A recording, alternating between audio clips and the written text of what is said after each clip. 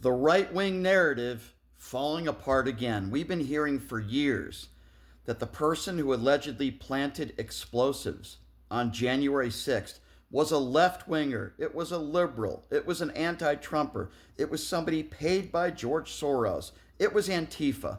The list goes on and on. Well, guess what?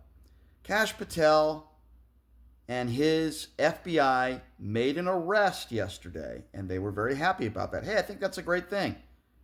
But one thing they didn't mention, I find this interesting, is the guy that was arrested is not only cooperating with the FBI, but he's giving them his motive.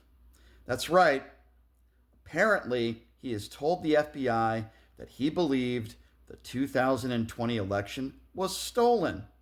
I wonder where he got that idea from. Did he get that idea from the left? Oh, wait a second. Wasn't it Donald Trump that said the election was rigged and it was stolen with no evidence of widespread voter fraud anywhere? That's right. This guy is not a liberal. He's not a Democrat. He's not a Joe Biden supporter. No, he's a Trump supporter, cooperating with the FBI. Now, Kash Patel didn't want to say that in the press conference. In fact, nobody at the press conference that works for Donald Trump wanted to say that because it goes against their narrative. Dan Bongino did an interview on Fox News, Sean Hannity's show yesterday. He was asked about this guy because Dan Bongino, for years, went on his stupid radio show and spread lies about this.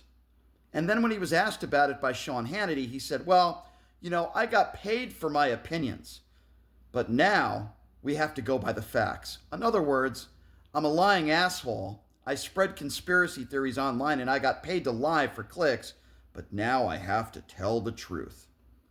Folks, this happens every single time in the MAGA world.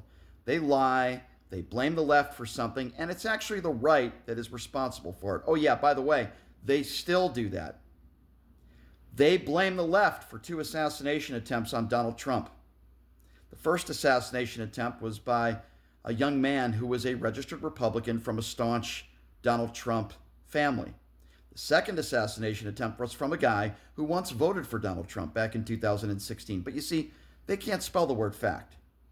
The guy who allegedly planted these explosives on January 6th, who was just arrested, was a staunch Donald Trump supporter. Donald Trump directly inciting violence. How, you ask? Because this lunatic believed every word that Donald Trump said, including lying about the 2020 election, which is why this guy was there in the first place. It's why hundreds of thousands of people were there on January 6th. It's why people were police officers were beat with their own batons. It's why they tried to overthrow a free and fair election. Because if Donald Trump had conceded, like every other president has done in the past, January 6th would not have happened. So go ahead and ask some of your very special MAGA friends. If Donald Trump didn't lie about the 2020 election, does this guy plant explosives? And does the January 6th insurrection happen? Of course, the answer is no.